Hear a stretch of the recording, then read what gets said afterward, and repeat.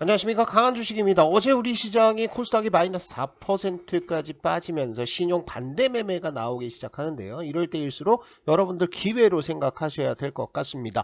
오늘 브리핑 시작하면서 어제 미국 시장 마감 상황 보고요. 이틀 동안 고용 지표가 나왔는데 졸츠 지표하고 ADP 민간 고용 두 개가 상반된 흐름들을 보였다는 거죠. 그래서 이 내용들을 살펴보고요.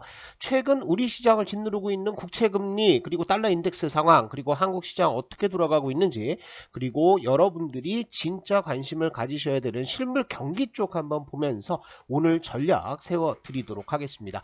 어제 미국 시장 일제 반등에 들어가긴 했습니다. 나스닥이 1.35% 상승을 했고요. 다우보다는 S&P 500 지수가 강한 모습을 보였습니다. 일단 피어 앤 그리드 지표가 19선, 아직까지 익스트림 피어에 있는 상황이고요. 그 말은 시장이 아직은 침체권이다, 이렇게 보시면 되겠죠. 어제 반등 구간들이 나오면서 상승 종목이 더 많았습니다. 3,500개 정도 상승을 하면서 시장 분위기는 조금 훈훈해졌었고요. 주요 종목들 보셔야 되겠죠. 테슬라가 무려 6% 가까운 급등을 보였습니다. 상당히 강하게 반등해주는 모습을 보였고, 일제 급락했던 빅테크들 마이크로소프트, 메타, 그리고 아마존, 구글까지도 1에서 2%의 상승 흐름들 나왔습니다.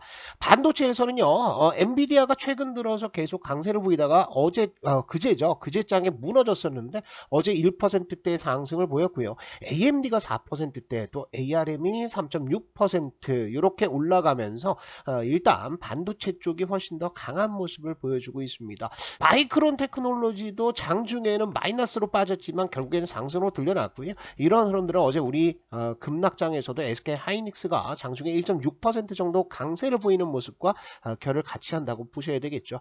자, 지표가 발표가 됐습니다. 어제는 졸츠 지표가 악화되면서 시장이 폭락이 나왔는데, 오늘은 ADP 민간 고용 지표가 발표가 되면서 시장이 반등하는 모습을 보였습니다. 자, 졸츠 지표는요, 구인 공고라고 생각하시면 돼요. 구인 공고를 기업들이 얼마나 올려놓고 있느냐, 요 숫자를 따지는 지표라고 보시면 될 것 같고, ADP 민간 고용은 정부에서 내놓는 고용 지표는 아닙니다. 오토매틱 데이터 프로세싱이라는 민간 회사가 40만 개 정도 되는 기업들의 임금 보고서를 보고 그곳에서 데이터를 뽑아내는 그런 지표라고 보시면 될 것 같은데, 이 ADP 민간 고용이 이렇게 떨어지고 있죠. 특히나 얼마나 떨어졌냐 하면 실제는 8만 9천 건 증가입니다. 예상치는 15만 3천 건이었고요. 지난달에는 18만 건이었습니다. 그러니까 ADP 민간 고용의 수치를 보면 고용시장은 굉장히 빠르게 냉각되고 있다. 이것 때문에 시장이 급반등하는 모습을 보였는데, 이 ADP 민간 고용 지표는 모수가 40만 개 정도밖에 되지가 않습니다. 그래서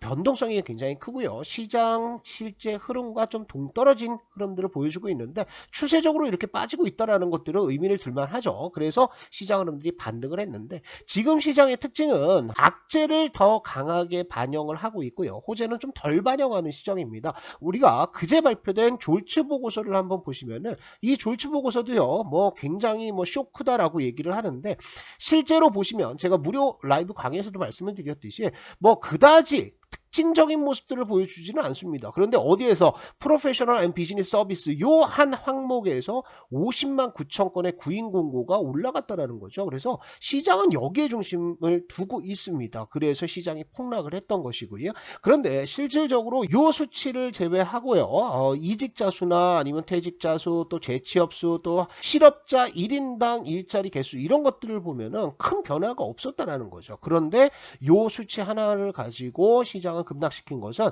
안 좋은 것, 시장이 보고 싶은 것만 보고 있다라고 보셔야 되겠죠. 자, ADP 민간 고용을 보시면은 요거예요. 아까 제가 졸츠 보고서에서 프로페셔널 앤 비즈니스 서비스에서 고용 공고가 굉장히 큰 폭으로 증가했다라고 했는데, 실질적으로 요거를 보시면은 고용자 수가 오히려 줄었습니다. 그러니까 지금 시장에서는 약간 혼란스러운 과정, 거기에서 취사 선택해서 악재가 더 도드라지는 모습을 보여주고 있다, 이렇게 보시면 될 것 같고요. ADP 민간 고용만 보시면은 고용이 이렇게 가파르게 늘고 있다가요, 고용이 이렇게 상승률들이 좀 줄어가는 모습들을 확인을 하실 수가 있습니다. 자, 지표가 이렇게 나오자 매크로 지표들이 일제히 좀 조정을 받았습니다. 달러 인덱스도 107선을 돌파를 했었죠. 그런데 이게 106.5까지 좀 내려오는 모습을 보였고요. 10년물 국채금리 4.85, 4.9까지 올라갔다가 4.73까지 내려오면서 좀 안정되는 모습을 보여주고 있고요. 유가는 완전히 빠져버렸습니다. 그죠? 그래서 내려오면서 84달러대까지 내려갔고요.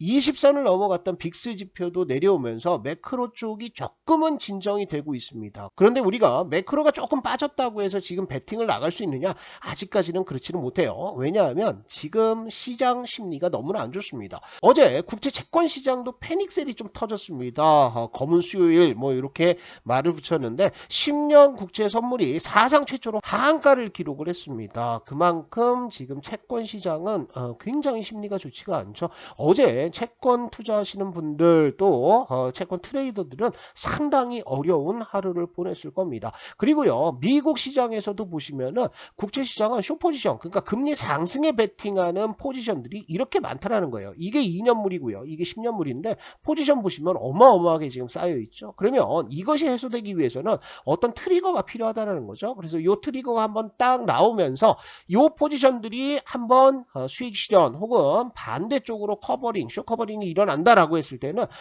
금리가 크게 내려올 가능성들이 있죠. 대규모 수익 실현이 필요한 상황입니다. 이런 트리거를 만들어주는 것은 이번 주 금요일에 나오는 미국의 고용지표 동향을 좀 보셔야 돼요. 고용지표가 만약에 ADP 민간 고용지표와 마찬가지로 고용이 좀 둔화되는 모습을 보여준다라고 했을 때는 그때부터 시작해서 매크로 쪽이 크게 풀릴 가능성들이 있습니다. 그래서 이런 것들은 우리가 과거에도 한번 경험을 했죠. 8월 29일입니다.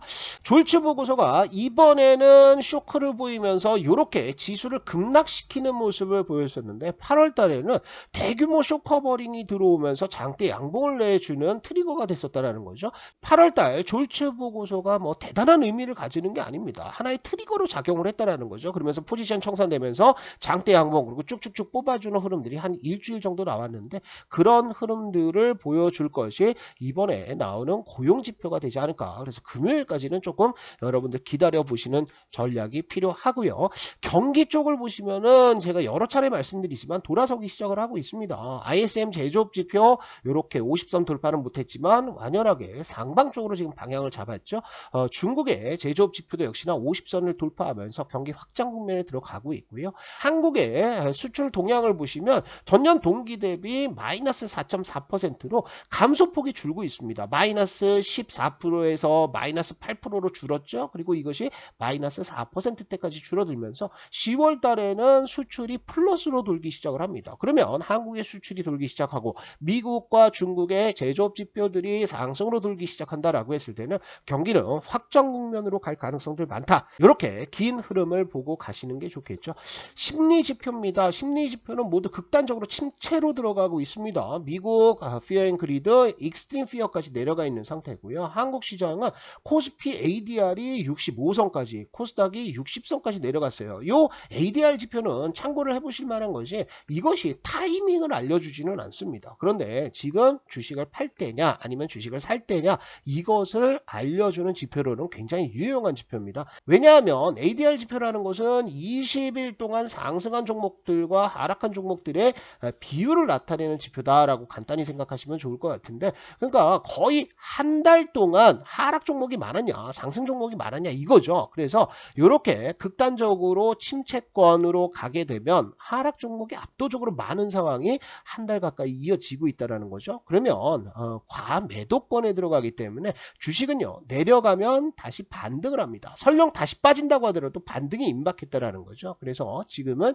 주식을 팔 때가 아니다. 오히려 자금이 있으신 분들은 슬슬 매수할 준비를 하시는 게 좋을 것 같고요. 신용잔고를 보시면 신용잔고는 미리 좀 줄어들기 시작을 했습니다. 9월달 중순만 하더라도 20조 5천억에 달했던 신용잔고가 27일 기준으로 19조 7천억까지 줄었습니다. 8천억이니까요. 거의 1조 가까이 줄은 것인데 이게 27일 기준이니까 결제일로 따지면 25일 날 매도를 한 거죠. 그래서 26일, 27일 그리고 어제 투매 장세까지 합산을 해본다면 지금 신용은 실질적으로 19조 원 초반 혹은 19조 원 아래로 내려왔을 가능성들도 있습니다. 이게 많이 빠지는 게 좋아요. 그래서 악성 매물들이 좀 정리가 돼야 된다. 이렇게 보시면 될 것 같고요. 자, 오늘 적극적인 매수는 아직 자제하십니다. 아직은 여러분들이 가지고 있는 현금 10% 투입을 할 때가 아니다. 물타기 하지 마세요. 신용 쓰지 마시고요. 대외 환경들은 여전히 불안합니다. 어제 조금 반락하기는 했어도 이것이 추세적으로 안정화되는 것은 아직 확인을 해야 됩니다. 고용지표 확인해 해야 된다라고 말씀을 드렸고요. 업종별 개별적인 움직임 가능합니다. 대세 상승은 아직은 잘 모르겠어요. 업종별 개별적인 움직임 어디서 나오냐? 어제 시장에서 여러분들 힌트를 받으셨을 것 같아요. 우리 정방에서도 어제 마이너스 4%의 급락장에서도 종목들 비중 많이 실어놓은 주도주들이 3%에서 뭐 5% 가깝게 상승을 해주면서 포트 방어를 좀 해주고 있는 상태죠. 자, 환차손 우려로 외국인들이 현물 매도 시작을 했습니다. 한 4천억 정도 매도를 했죠. 그래서 요 매도세가 오늘도 이어지는지를 보셔야 돼요. 한 방에 나가기 어렵기 때문에 환차손 때문에 나가는 자금들이 오늘도 나가게 된다라고 한다면 현물 시장 그렇게 재미가 없을 수 있어요. 그러니까 장 초반에 오늘 우하고 개인들이 쫓아 들어오면서 어제 여기서 끝났는데 갭 상승하면서 시작할 가능성이 있어요. 그러고 나서 갭 상승 이후에 윗꼬리를 달고 다시 음봉으로 빠질 가능성들이 있으니까 아침에 추격 매수하지 않는다. 외국인들의 현물 매도세를 좀 본다라고 생각하시고요. 하지만 지금 하락이 좀 더 온다고 하더라도 주식을 팔 때 아닙니다. 이거는 제가 심리지표 가지고 말씀을 드렸고요. 여유를 가지고 경기 회복 그리고 시장의 반전을 기다리는 전략으로 대응을 하시면 좋을 것 같습니다. 오늘 여러분들 공략하실 종목 한번 살펴보면요. 제가 강한주식연구소에 계속 파동 종목들을 올려드리고 있어요. 매일같이 올려드리는데 문제는 뭐냐면 제가 유튜브에서 말씀드리는 종목은 요거 하나밖에 없습니다. 최근 들어서는 서현 이화 하나만 말씀드리고 있죠. 왜 그러냐 하면 지금 시장 하락장입니다. 그러니까 단타도 제가 어지간하면 치지 말라고 그러잖아요. 무료 카톡방에서. 그래서 단타 종목들보다는 안 빠지는 종목을 갖고 가야 되는 거예요. 그래서 이전 영상들 보시면 제가 한 3, 4일 동안 서현 이화만 말씀을 드리고 있는데 서현 이화 빠집니까? 안 빠집니까? 안 빠지죠. 왜 그렇습니까? 자동차 업종들은 수출이 올라가다가 8월달 기점으로 한번 수출이 꺾였는데요. 그것이 여기에 반영이 다 돼 있는 거예요. 그죠? 그래서 하락이 전부 다 나왔고 지금 다시 재매집 작업들 나오고 있는데 보시면은 이런 투매가 한번 떨어졌습니다. 그러니까 악성 매물들이 전부 다 정리가 좀 됐고 여기에서는 수급들이 들어오면서 재매집 과정들이 있기 때문에 이런 종목이 상대적으로 안 빠진다는 거예요. 그래서 잘 모르시는 분들 내가 초보다라고 하시는 분들은 그냥 서현이와 이런 종목들 가지고 여러분들 그냥 버티고 있는 전략 요게 더 낫다라고 보시면 될 것 같고요. 오늘도 이렇게 초보분들이 그냥 묻어둘 수 있는 종목들 말씀을 드렸습니다. 뭐 다른 종목들 보시면은 단타 칠 종목들도 있기는 해요. 예를 들어서 이런 것들이죠. JMT도 추천드린 이후에 한 차례 상승했죠. 그리고 내려오는데 이렇게 내려오는 종목들 버립니까? 아니죠. 파동으로 보면 이게 4번이 나왔고요. 그 다음에 여기 5번 가고 있다. 그러니까 이게 N자 파동이 만들어지는 원리예요. 그래서 이 5번 구간을 공략하기 위해서는 JMT 나쁘지 않은데 거래량이 없어요. 그죠? 그래서 이것은 많은 분들이 투자하기는 좀 어려운 종목이다. 이렇게 보시고 그래서 오늘 장에서 반등이 세게 나온다라고 했을 때는 일단 뭐 단타 종목들은 매도의 기회로 삼으시고 서현 이화도 오늘 뭐 많이 뛴다 그러면 살 필요 없죠.